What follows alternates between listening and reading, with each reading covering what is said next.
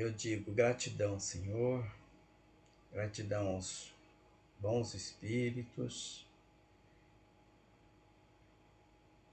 gratidão pela oportunidade que temos de estudar essa doutrina de amor, de paz, que esses estudos possam nos levar à busca, né, dessa transformação que a gente tanto quer, né, que nós possamos interiorizar os ensinamentos do Cristo, que a gente possa entender a sua mensagem e colocar na vida prática. Graças a Deus, que a sua paz, o seu amor permaneça entre nós. Que assim seja. Muito bem. Hoje nós escolhemos o tema, o Sermão da Montanha, o Sermão do Monte, como alguns conhecem. Eu vou começar, eu gosto muito daquele livro Boa Nova, fizemos algumas crônicas de Humberto de Campos dele, e tem uma crônica nesse livro, que é no capítulo 11, que é justamente sobre o Sermão do Monte. Ele faz uma espécie de contextualização do momento em que antecedia o Sermão do Monte. E então achei bem interessante para nós iniciarmos essa conversa em torno do sermão. Conta Humberto de Campos que em Cafarnaum e todas aquelas redondezas, as pessoas estavam assim muito entusiasmadas, muito motivadas pela mensagem e pelas promessas de um reino novo. Jesus, aonde passava, né, falava com os pobres, com os humildes, com as pessoas enfermas, e conseguia motivar aquelas pessoas que estavam escravizadas pelos romanos.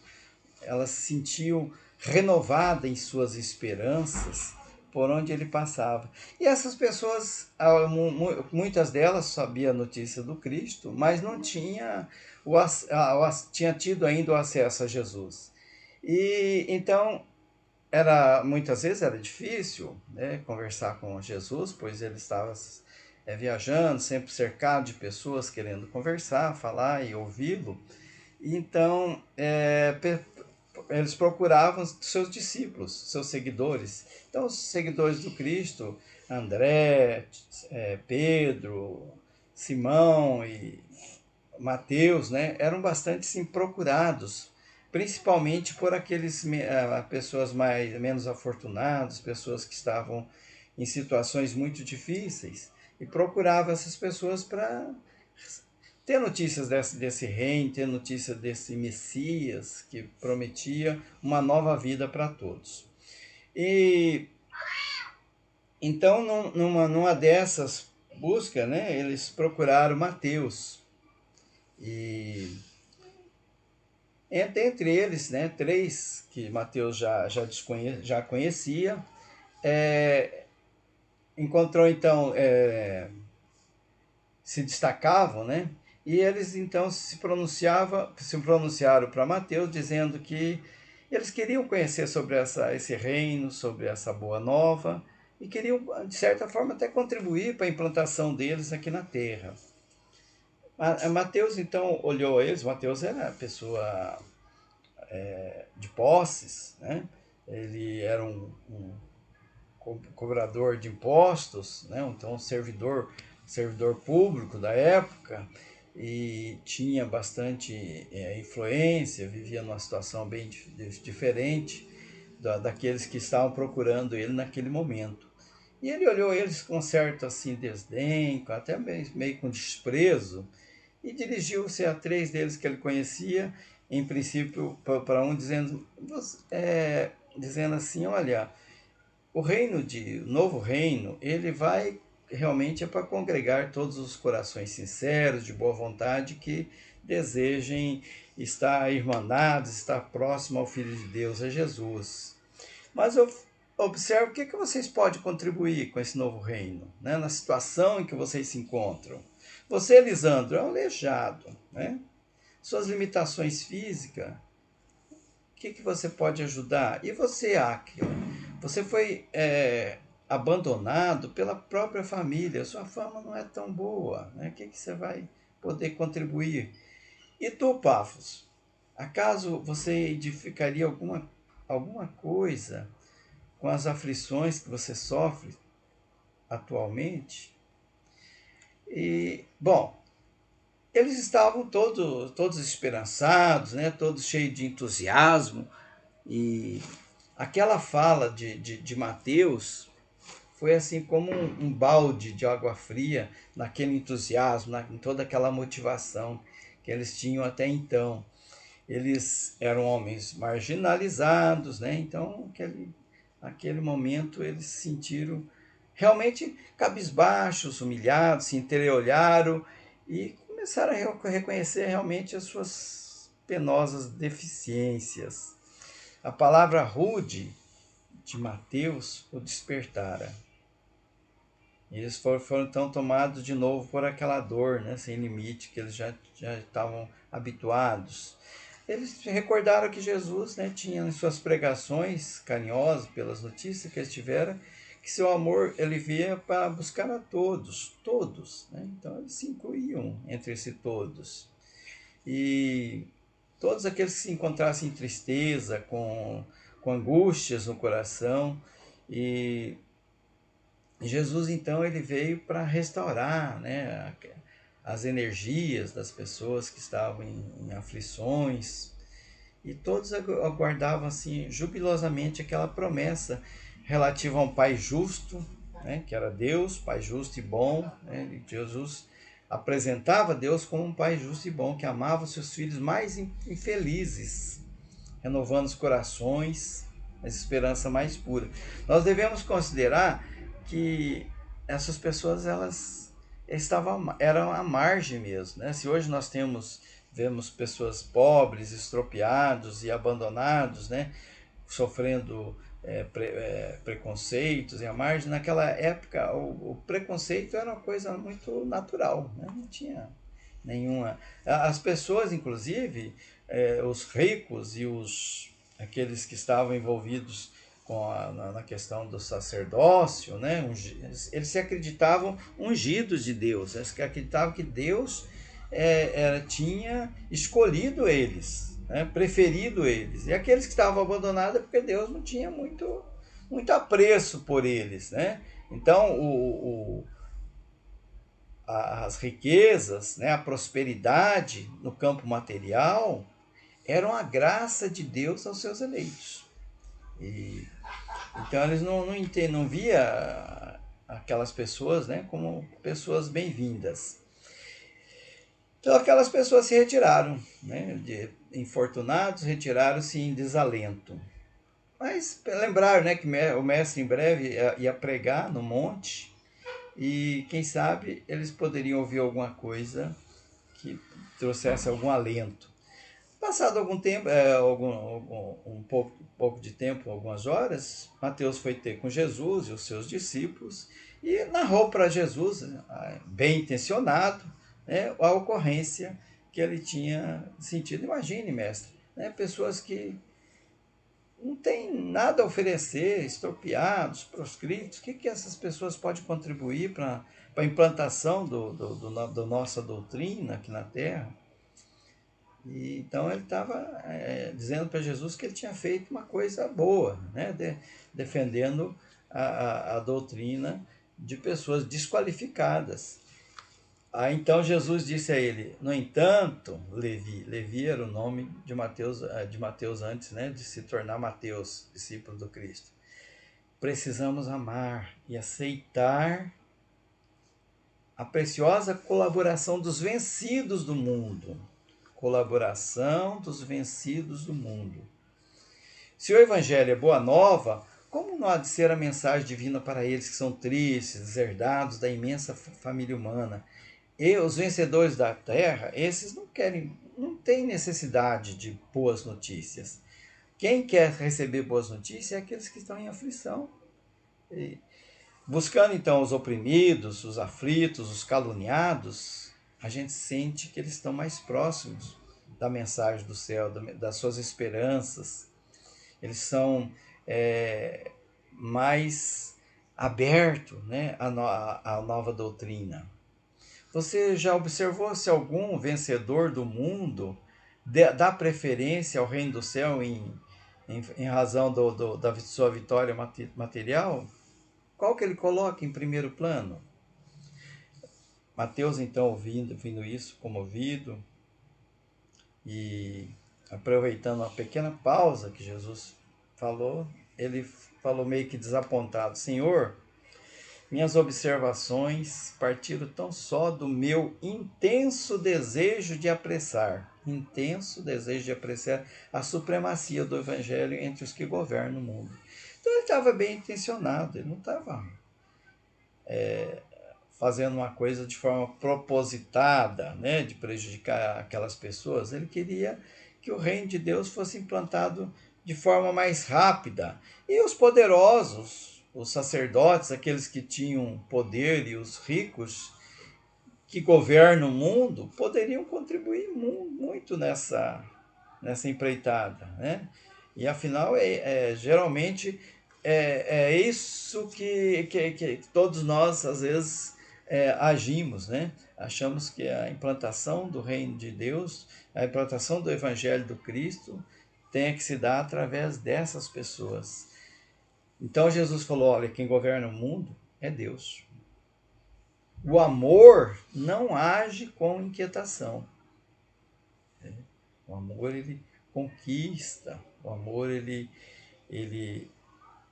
um sentimento que nós vamos absorvendo aos poucos, acolhendo, vamos criando dentro de nós esse sentimento. Ele não atropela, né? Não é com inquietação. Então ele ainda lembra assim: imagine você, né, os triunfadores da terra, os poderosos, guardando suas armas, né, aquelas armas exteriores, suas espadas. Vamos imaginar os generais romanos chegando a Cafarnaum com os troféus numerosos, sangrentos, de grandes batalhas, afirmando que estão desejosos de aceitar o evangelho do reino de Deus, oferecendo para cooperar em nosso esforço. Eles iam trazer o quê com eles? Legiões de guardas, de soldados, funcionários, escribas, iam construir castelos suntuosos, né, igrejas grandiosas, templos de pedra. E iam até criticar nós por estarmos fazendo pregações nessas estradas, né, sem muita desativadas, né? E que eles poderiam contribuir para o evangelho com as suas espadas mortíferas? Né?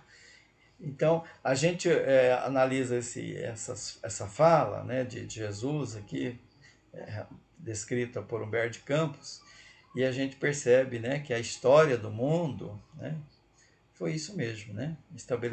Quiseram estabelecer o reino de Deus a ferro e fogo, né, guerras, e até hoje ainda caminhamos equivocados nessa questão, né, de um reino onde se implanta com a contribuição dos poderosos. Né? Então a história ela não está muito longe assim do que aconteceu e ainda acontece. Então era mais que uma profecia de Jesus dos acontecimentos futuros. Muito bem, então vamos ao Sermão do Monte. Após essa introdução, conta, né, Mateus foi o que descreveu o Sermão do Monte assim, de forma assim, mais completa, mais ampliada. E é possível que ele escreveu justamente porque ele foi tocado nesse episódio que foi narrado agora por Humberto Campos. Porque quando a gente ouve alguma coisa, né, uma palestra, lê um livro, E a gente, aquele livro, ele não nos fala assim de forma assim mais direta, como aconteceu com Mateus, né? Ele sentiu a situação, aquilo fica gravado, né? Aquilo fica gravado e tem uma importância assim muito maior. Talvez por conta disso que Mateus, então, ele dedicou 3 capítulos, né? O capítulo 5, 6 e 7 ao Sermão do Monte. Então ele é o que dá uma ideia assim, mais completa do Sermão do Monte. Então conta ele no capítulo 5, versículo 1, quando Jesus viu aquelas multidões, subiu ao monte e sentou-se. Quando ele fala assim, aquelas multidões, leva a uma reflexão que não era uma multidão só, quer dizer, não era só um tipo de sociedade ali representada, não um tipo só de povo ali presente. Então são vários povos. Então alguns estudiosos falam, cita assim para grosso modo 3 multidões, né? Então 3 multidões. Uma seria os ricos. Os ricos é bem representado, bem citado até no Evangelho segundo o Espiritismo, né? Como representante do egoísmo. Né? Os ricos, aqueles donos de grandes fortunas. A outra multidão seria dos sacerdotes e dos escribas, que é aqueles que eram guardadores da lei de Moisés, e orgulhosos, arrogantes. E, então, eles representariam os orgulhosos. E uma outra multidão que seria dos pobres, dos estropiados, dos miseráveis, aqueles excluídos. E ele começa o sermão justamente se dirigindo a quem? Aos pobres. Os ricos, os sacerdotes esperavam que eles tivessem, fosse, ou que Jesus falasse primeiro, né, em Deus, né, e depois fizesse uma homenagem aos sacerdotes, aos poderosos, aos ricos da época. Mais escândalo, surpresa. Jesus começa falando dos humildes. Né? Bem-aventurados os pobres de espíritos, dirigindo aqueles que eram humildes. E nas 9 bem-aventuranças que ele cita, todas elas são dirigidas a esse público, a essa multidão, a multidão dos excluídos. Né? Que que está todo no capítulo 5 de Mateus. Então ele diz assim, bem-aventurados os pobres de espíritos, pois dele é o reino dos céus. Então é um motivo de escândalo, né? Todos aqui, afinal, pela cultura da época, que os judeus entendiam, quem que era escolhido por Deus? Os ricos, os ungidos. Afinal, eles estavam confortáveis, eles estavam próspero. É certo que Deus escolheu eles. Eles sempre se envolvia, se preocupava mais era com as questões da matéria mesmo, né?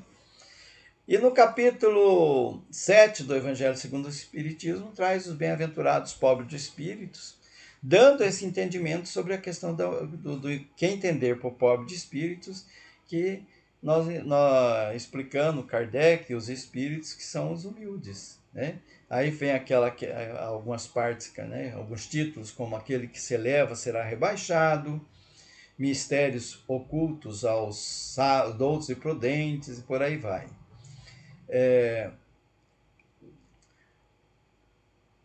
Depois, então, ele se dirige aos aflitos. Bem-aventurados que choram, pois serão consolados. Então, esse capítulo também está no Evangelho segundo o Espiritismo, com bem-aventurados aflitos, no capítulo 5, que é um capítulo assim, o capítulo mais longo do Evangelho segundo o Espiritismo, que traz vários títulos assim que nós já estudamos, continuamos nos enxergando nele, porque ele fala muito direto a nós mesmos, né? Fala sobre justiça das aflições, causas atuais das aflições, causas anteriores das aflições, esquecimento passado, suicídio, loucura, o mal e o remédio, Os tormentos voluntários, como é que a gente pode querer ser atormentado, né? Viver atormentado, pois tem isso também, tormentos voluntários, né? Que é aquele que a gente mesmo procura pelos nossos equívocos, as provas voluntárias, enfim, são vários títulos que trata dos bem-aventurados os aflitos, que é a segunda bem-aventurança. Depois, então, tem o bem-aventurados mansos e pacíficos, pois herdarão a terra. Então, esses três bem-aventuranças, né, elas traz a ideia, né, de que são os humildes, né, os aflitos, e aqueles que são mansos e pacíficos, aqueles que cultiva dentro de si, né, a mansetude, né, a humildade, que também está presente, aqueles que não são voltados a injúrias, a violências, aquele que tem dentro de si afabilidade e doçura, que são mais resignados, enfim. Esses três bem-aventuranças levam a gente a essa reflexão. E aí vem o terceiro, que é bem-aventurados que têm fome e sede de justiça, porque serão saciados. A ideia de justiça nessa época é bem diferente da que Jesus está apresentando, né?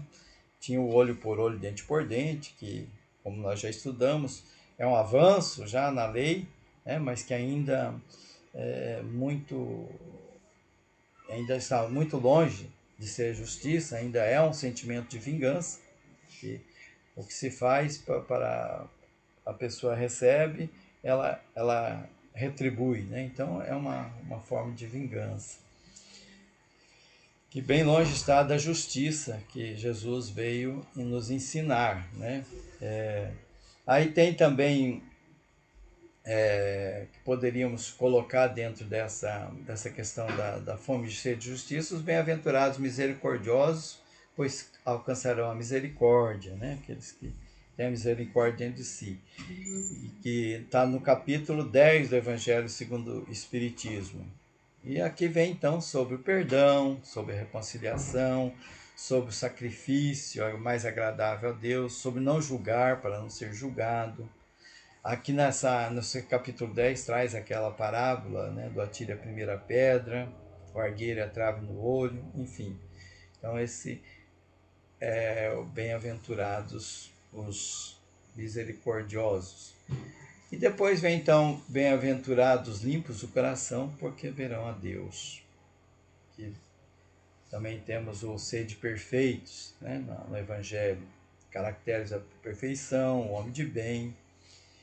Pois vem então os bem-aventurados pacificadores, que complementando os pacíficos, né? Pacífico é aquele que vive em paz, né? E os pacificadores é aquele que por onde vai, ele leva a paz também, né?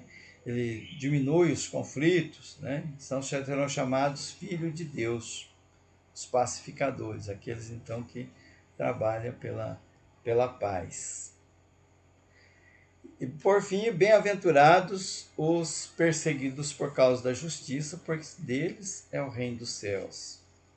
Bem-aventurados sois os que vos insultarem, perseguirem mentindo, disserem todo mal contra vós por minha causa.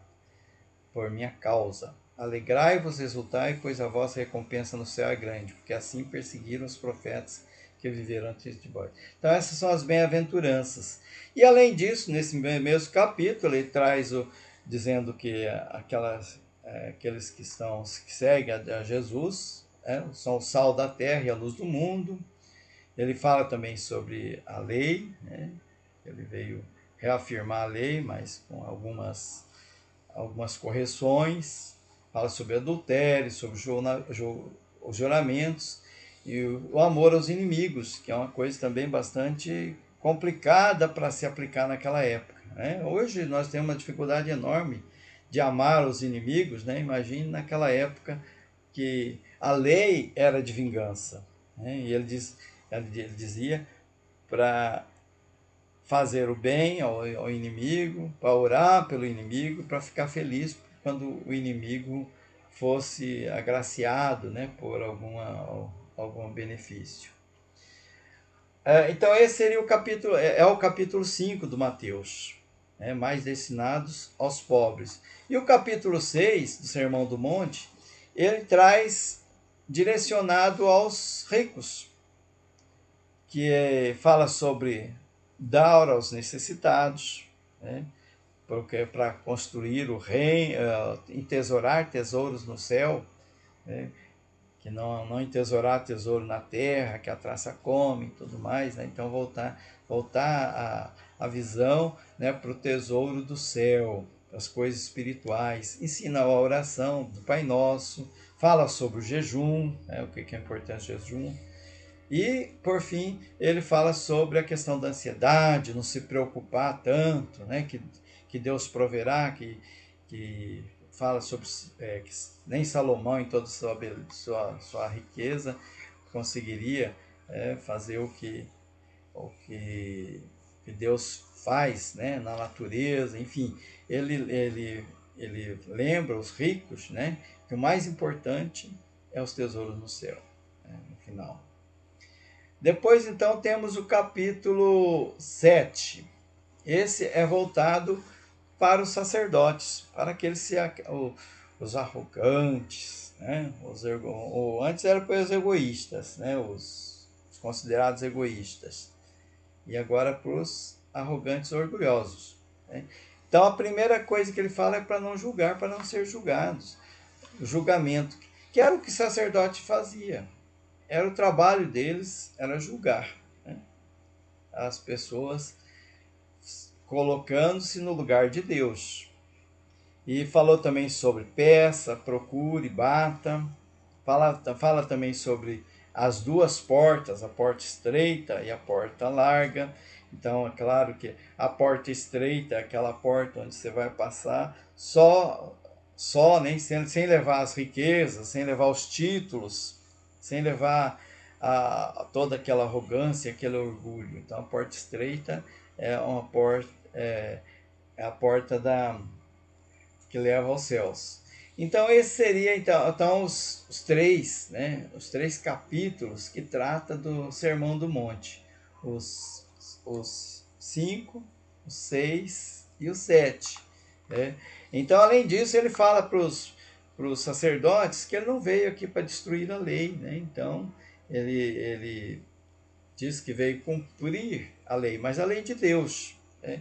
Então, ele modifica algumas questões na lei dos homens, como a questão mesmo da pena de talião, falando sobre a misericórdia, sobre o perdão, sobre amar os inimigos, enfim, ele muda, né, essas questões que antes eram tidas como lei, né, entre as práticas exteriores, né, ele lembra das hipocrisias dos fariseus e dos doutores da lei, lembra eles, né, que muitos, né, se comportam como